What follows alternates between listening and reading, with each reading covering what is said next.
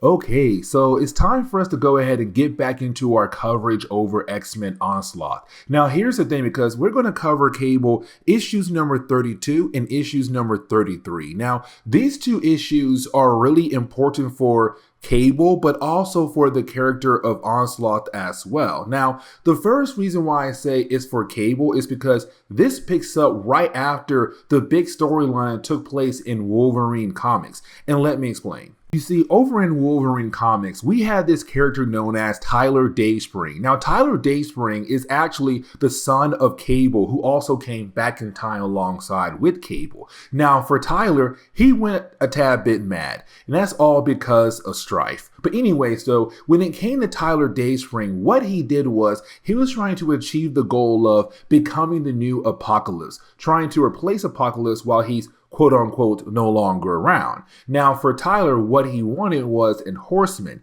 and he believed Wolverine would be the good first horseman to join his side. The problem was Wolverine around that point in time in Marvel Comics no longer had the adamantium on his bones thanks to Magneto and Fatal Attractions. And so for Tyler, what he wanted to do was rebond adamantium onto the bones of Wolverine. Now, unfortunately, it pushed Wolverine to the point where he became completely savage. And so you had Wolverine say, I had no choice. The only way out of that situation was to kill off Tyler Dayspring. So by the end of their battle, Wolverine had killed off Tyler Dayspring.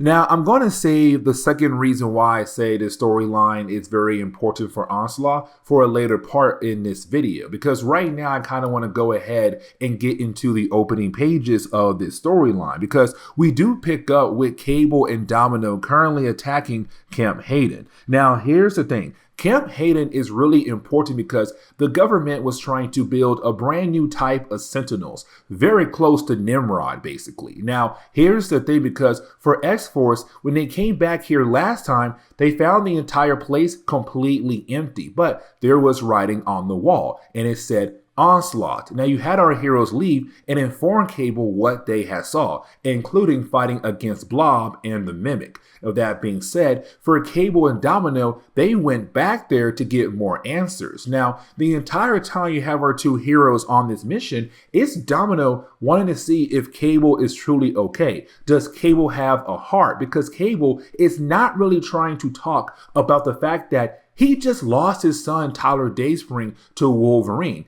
It's Domino saying, like, we need to talk about that situation. Now, here's the thing, because for our heroes, they don't realize that currently they're being watched by a character known as Post. Now, here's the thing, because Post has appeared a few times in our coverage over the X-Men, but every single time he does pop up, we do learn a few things about him. Like, for example, he is apparently the herald to Onslaught, but on top of that, he has some kind of connection to Cable. But right now you have Post observing Domino and Cable as they work their way through this base, trying to see where Cable is technically at this point in time in Marvel's timeline. Now, I kind of want to go back over to Cable and Domino. Here's the reason why, because for these two characters, Domino also want to talk about the idea that what Tyler did to the character known as Grizzly. Now, Grizzly is a mutant, or was a mutant because he was dead at this point. But for Grizzly, he was part of Cable's old team when he first arrived back at this point in time. And so with him, Domino, Grizzly, and a few other characters, they were a good team. But you had Tyler Dayspring turn Grizzly into this wild beast, killing off people in the mountains. Domino had no choice but to go ahead and put Grizzly down. And so it's also her wanting to talk about that as well. The problem is that right now you have our two heroes being attacked by all these different Sentinels that were left behind at this base, but also other kind of weapons that were currently used to protect this place. Now for Post, as he continues to observe Cable, he kind of realized there's something different about Cable. Like, he is changing. Now, this storyline does pick up where our last Cable video left off at, where basically you had Cable fighting against Nate Gray. Now, in that storyline, Cable had no choice but to use most of his powers as a way to fight against Nate Gray, but to also save the mind of Nate Gray. Now, here's the thing, because for Cable, he has to use most of his ability as a way to keep the techno-organic virus at bay in his body. If he doesn't, that virus will sooner or later kill him off. But we're now kind of left to believe that when it came to Cable fighting against Nate Gray, using most of his powers in that battle, then most likely the techno-organic virus was able to kind of find a new way to attack the body of Cable. So it's slowly evolving, getting stronger in the body of Cable. And of course, it's beginning to kind of change him or slow him down. Now, really, the rest of this chapter is just Cable and Domino just working their way through this entire base. Because for Cable, he believes there should be some kind of information left behind on some computer chips that can kind of tell them what exactly happened here, but also kind of tap into the camera to see who this Onslaught person truly is. Because for our heroes, they still have no idea who Onslaught is. They never even seen an image of him yet. But either way, for Cable and Domino, it does kind of give them time to have the conversation with one another. Now, for Cable, it's him saying like, yes, I know that it sucks that Tyler is dead, but this is war. You have to understand that I have been in war for my entire life. I had tried my best to handle the idea of loss. And yes, he is my son. I am hurting and I do miss him so much, but I try my best, and I understand that sometimes you don't have a choice when it comes to a battle. He is talking about Wolverine saying he had no choice. And so it's Cable saying, yes, I am upset, but at the same time, understand that Logan had no choice. And also Domino, I understand when it came to Grizzly, again, you had no choice. And so it's Cable saying like, he does have a heart, but he has to keep going. Now, with all that being said, you do have Cable and Domino try their best to collect any pieces of information left behind at this place. Unfortunately, the robots who were left behind in this place kind of blow up the last piece of computer chip that Cable could use to gather intel on Onslaught, but also this military base as well. Either way, you do have our two heroes leave and go back home. Now, we do kind of pick up with a character known as Blaquesmith. Now, Blaquesmith, just like Cable, is from the far future. Matter of fact, he's from Cable's future. But here's the catch. You see, for Blaquesmith, he's kind of trying to make sure that Cable stays on the right path. The path that was laid out for Cable by the Ascani clan. Now, here's the thing, because for Blaquesmith and Cable, they don't really agree on a lot of different things. Like, for example, in our last video, for Blaquesmith, he believed Nate Gray should have been killed off.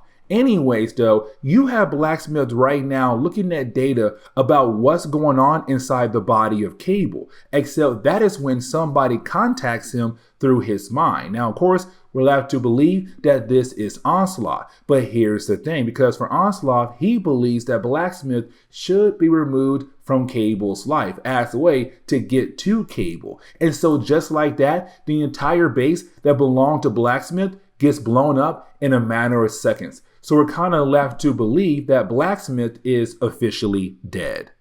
But now we have to jump into Cable issue number 33. Now, when we do, we are picking up with Cable paying a visit over to who he believes to be his Hank McCoy. The reason why I say his Hank McCoy, because by this point in Marvel's timeline, the main Marvel Universe Hank McCoy is locked away. This is Dark Beast from the age of Apocalypse reality pretending to be our Hank McCoy. And so right now for Cable, he's wanting to see if Hank McCoy can figure out what is truly going on with the legacy virus. But in reality, it's going to be Dark Beast using that sample for his own personal reasons. Now, while you have the two guys talking to one another, you do have Storm walk into the room. Now, the reason why you have Storm right now coming to Cable is all because of Post. You see, in an earlier storyline, you had Storm, Cyclops, Wolverine, and Iceman fight against Post. Now, they barely won, but again, they fought against Post. It's her asking Cable to go into her mind and see if he knows anything about Post that could possibly lead them over to Onslaught. Now, here's the thing, because for Cable, when he does go into the mind of Storm, he realized that Post is completely masked. Meaning that for Cable, he cannot see a clear image of who Post is. But on top of that, he does kind of realize that there is some kind of side link that he remembers. Unfortunately, he does not remember who that person he's linked with. Now, with that being said, you also have Cable kind of go through some serious pain here in this moment because, again, the techno-organic virus. Now, for Cable, he does not want to inform the rest of the X-Men and X-Force what's going on with him. And so for Domino, luckily for Cable, she was nearby to kind of help cover Cable by saying, oh, he's okay, he's just going through the flu. But in reality, it's the techno-organic virus attacking his body. Now, for Cable, he does get word about what had happened to Blaquesmith, so he does head over to Baltimore. The thing is, when Cable arrives in Baltimore, he does get confronted by some police officers. Now, the reason why, because you have Cable just literally staring at their crime scene, but he does use his powers to send them away. Now, right after that, you didn't have Cable try to find any clues that could tell him what exactly went down here, who had killed Blaquesmith. Now, for Cable, he does find this clue where he's basically able to pick up on someone's presence who used to be there. But once you have Cable realize who that person was, we get a flashback.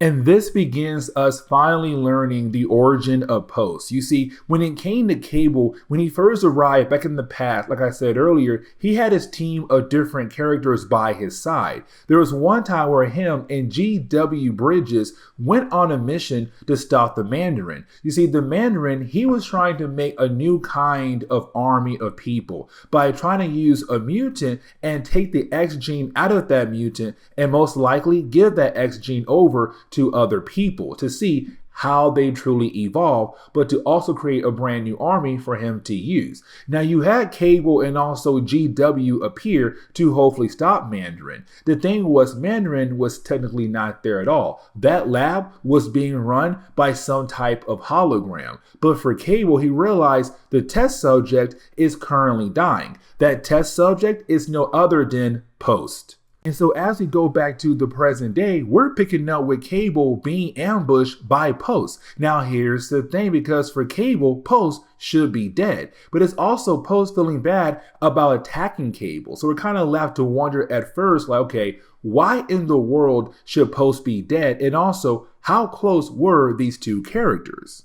And so that leads us back into the flashback. Now we see here that Cable was able to get Post out of the base of the Mandarin before it blew up. The problem is that Post back then was slowly dying, but Cable realized that he needed a blood transfusion. Here's the problem though. For Cable, he already had the techno-organic virus in his body. So with that blood transfusion, it's kind of like, hey, I'm giving you also my blood, but also most likely part of the techno-organic virus. But either way for Cable, he had no choice. Now it's Post telling Cable, I will never forget this.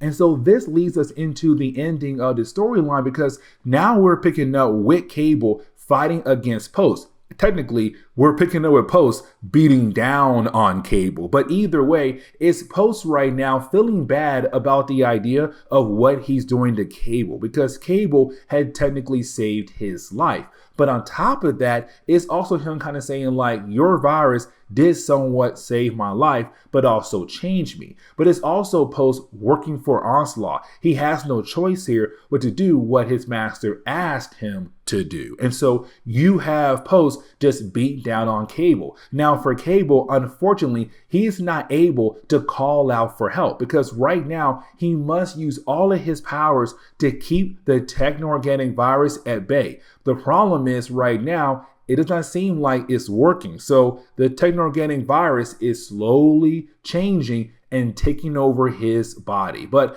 by the end of this storyline, we do see Post completely knock out Cable. Now, this storyline is going to lead into the Hulk comics for our next video when it involves Cable. But this is where we're going to end today's comic book video. So please leave me a like down below and subscribe. But guys, see y'all next time. Later.